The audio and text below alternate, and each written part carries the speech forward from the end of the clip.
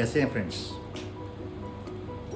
आज मैं जिस टॉपिक पे आपसे बात करने जा रहा हूँ वो one of my favourite topics, very close to my heart, and I am sure that it will resonate with you also because it's about your life.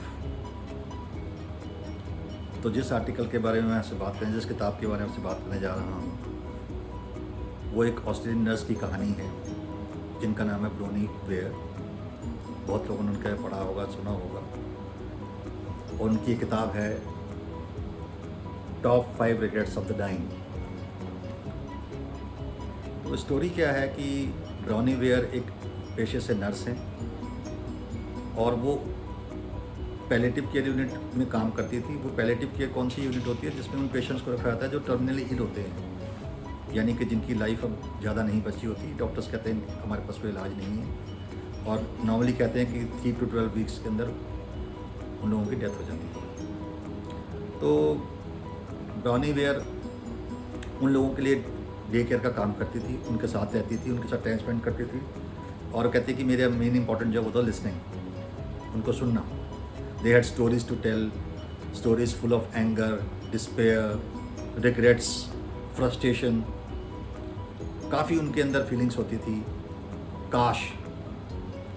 तो ब्रोनी वेयर उनको नोट करती थी और उसने देखा during the course of 8 years जितने patients को उसने टेक केयर किया उनके अंदर उसने कॉमन फिनोमेना क्या देखा कि almost all of them had same kind of regrets, though they were not related to each other but regrets were same.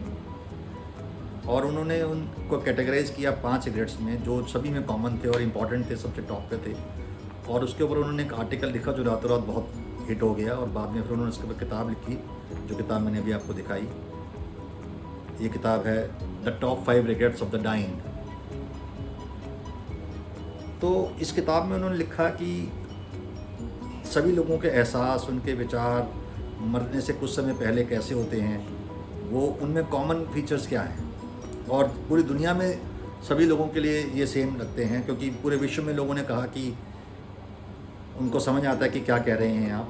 तो उन्होंने जो 5 पॉइंट्स दिए वो क्या थे उनको डिस्कस करते हैं और देखते हैं कि हम अपनी लाइफ में उनको कैसे इनकॉर्पोरेट कर सकते हैं, क्या चेंजेस हमारे को कुछ आने की ज़रूरत है। वो कहते हैं ना लाइफ में कि मैं हमेशा लोगों को एग्जांपल देता होता हूँ कि जो रेलवे ट्रैक है अगर उसमें थोड़ा सा एंगल चेंज कर दिया जाए तो डेस्टिनेशन बहुत ज़्यादा चेंज हो जाती है। ये ऐसे जा रही है गाड़ी, थोड़ा सा एंगल चेंज किया तो पूरी डायरेक्शन ही चेंज हो जाती है। तो अगर हम लाइफ में थोड़ा सा डायरेक्शन को चेंज करें तो लाइफ के मायने ही बदल सकते हैं। तो ब्रोनी वेयर ने जो बताया, तो पहला रिग्रेट क्या था उनका जो पेशेंट्स का, I wish I had the courage to live a life true to myself, not the life others expected of me. यानी कि काश मैं वो ज़िंदगी जी पाता या पाती जो मैं खुद के लिए जीती, ना कि जो दूसरे लोग मेरे से उम्मीद रखते रहे। इसका क्या मतलब है, कई बार हम दूसरों को खुश करने के लिए, उनको प्लीज़ करने के लिए या सब कुछ पीस में रखने के लिए, शांति रहने के लिए एक दोहरी ज़िंदगी जीते हैं। वो ज़िंदगी नहीं जी पाते जो ट्रू टू आवर सेल्स होती है, जो हमें जैसी जीनी होती है। कभी पेरेंट्स के हिसाब से, कभी अपने स्पाउस के हिसाब से, हम अपने उनके हिसाब से चलते रहते हैं। वो ज़िंदगी नहीं जीते मैं जीना चाहता हूँ। तो उसने कहा कि जो रिग्रेट्स ऑफ डाइंग पीपल थे उनमें से टॉप मोस्ट क्या था कि I wish I had the courage to live a life of my own, ना कि जो लोग दूसरे एक्सपेक्ट करते रहे मेरे से। तो हमें चेक करना है अपनी लाइफ में कि क्या ये रिग्रेट हमारे में तो नहीं होगा। क्या हम भी तो बाद में ये नहीं सोचेंगे कि यार मैं ऐसे जी लेता, ये कर लेता, ऐसे कर लेता, मैं कैसे ज़िंदगी जी सकता था। This is one of the top most regrets. दूसरी बात उन्होंने कही, आई wish I had not work very hard, so hard. इसका क्या मतलब है, क्या हम वर्क हार्ड नहीं करेंगे? नहीं करेंगे। उन्होंने कहा लेकिन बहुत सारे, खासकर उन्होंने कहा कि जो मेल पेशेंट्स थे उन्होंने बताया कि हम लाइफ में इतना ज़्यादा हार्ड वर्क किया, जिसको बोलते हैं कि जो लाइफ की ट्रेडमिल है उस पर इतना चले कि हम बैलेंस नहीं बना पाए।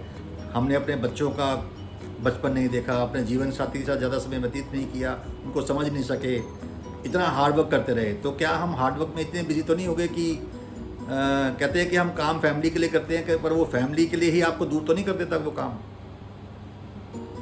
तो दैट इज़ द मीनिंग जो वे कहना चाह रही है यहाँ पर कि I wish I had not work so hard.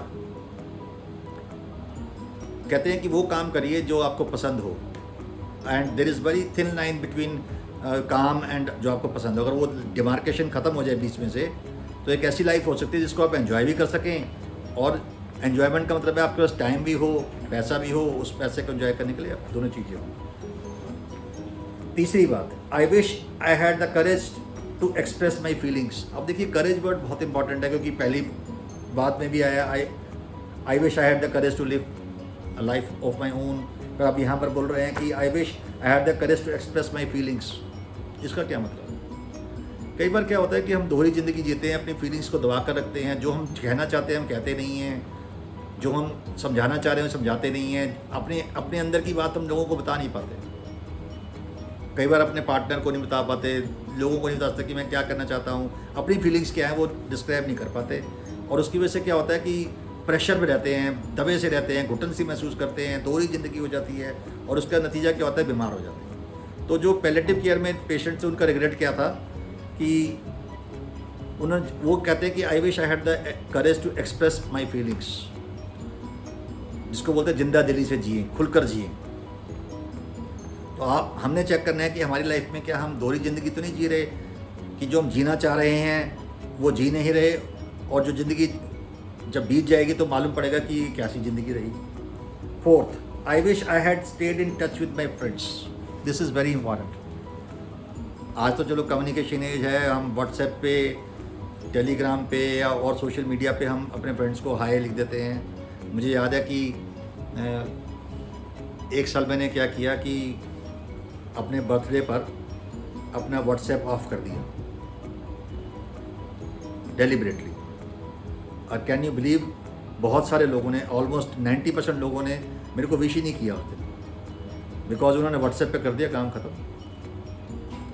तो कई बार क्या होता है कि हम सोचते हैं कि हम फ्रेंड्स के कनेक्ट में हैं, बट होते नहीं हैं, क्योंकि जो पर्सनल फेस टू फेस मिलना, टाइम स्पेंड करना एक दूसरे के साथ में, वो चीज़ नहीं होती, हम सिर्फ सोशल मीडिया के जरिए रह जाते हैं। तो जो डाइंग पेशेंट्स थे उनका क्या रिग्रेट था कि I wish I had stayed in touch with my friends, और वो ये रिग्रेट कहते हैं कि उस किताब में लिखा हुआ है कि ये रिग्रेट उनको तब आता है जब ज़िंदगी ख़त्म होने वाली होती है। कहते हैं ना कि फ्रेंड्स कम टू इनटू हमसे, आप फ्रेंड्स को तब याद करते हैं जब ज़िंदगी ख़त्म हो रही होती है, और फिर उनको ढूंढेंगे कहाँ पर, वो सब व्यस्त है अपनी लाइफ में। तो कहते हैं कि बार हम अपनी लाइफ में इतने व्यस्त हो गए और मालूम नहीं पड़ा कि फ्रेंडशिप जो है ना वो किस तरीके से रेत की तरह हाथ से निकल गई। तो इस चीज़ की ध्यान, अगर आपके जो भी फ्रेंड्स हैं, जो भी आपकी सर्कल है, आप उनके साथ टाइम स्पेंड करें ताकि आप उनसे दिल की बात कर सकें, अपनी बातों को शेयर कर सकें। This is very important. Fifth है I wish I had let myself be happier. No, this is very important. I wish, मैं काश कि मैं अपने आप को खुश रख पाता।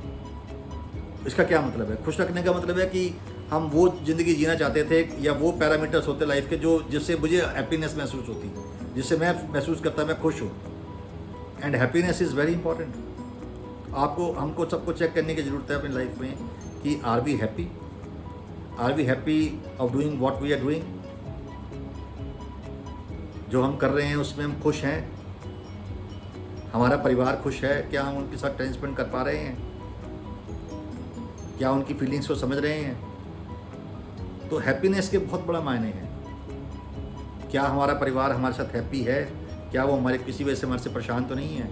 तो जो डाइंग पेशेंट्स हैं उनका रिग्रेट क्या था कि I wish I had let myself to be happier. So we need to learn from this कि हमें किस तरीके से हैप्पियर रहना है, या हम अपने आप कैसे खुश रह सकते हैं आउटसाइड वर्ल्ड के लिए, नहीं अपने लिए। तो ये जो किताब ब्राउनी वेयर ने लिखी, it's a remarkable book, because कहते हैं ना कि जब इंसान के पास समय कम होता है तो वो अपने दिल की बात बोलता है। तो ब्राउनी वेयर ने बताया कि उन लोगों ने अपने दिल की बात उनसे बताई कि वो रिग्रेट, वो एंगर, वो फ्रस्ट्रेशन उस समय जब उनको मालूम है कि उनकी लाइफ अब ख़त्म होने वाली है, उस समय फ्रस्ट्रेशन उनके पास में हो तो अच्छी बात नहीं है। कहते हैं कि लाइफ वो हो जो इस तरीके से जाए तो जो डेथ है वो बहुत अच्छी हो, उसमें कोई एंगर ना हो, किसी के लिए कोई बदले की भावना ना हो, कुछ गुस्सा ना हो, या कुछ काश ना हो, काश मैं ये कर लेता। तो मैं रिकमेंड करूँगा कि किताब आप ज़रूर पढ़ें। यूट्यूब पे बहुत सारे चैनल्स अवेलेबल हैं, इस वीडियो को आप लोगों से शेयर कर सकते हैं। किताब ज़रूर पढ़ें। इसके बारे में जो मैंने टॉप 5 पॉइंट्स बताए हैं, top 5 regrets of the dying, इसके बारे में ज़रूर अंडरस्टैंड करें।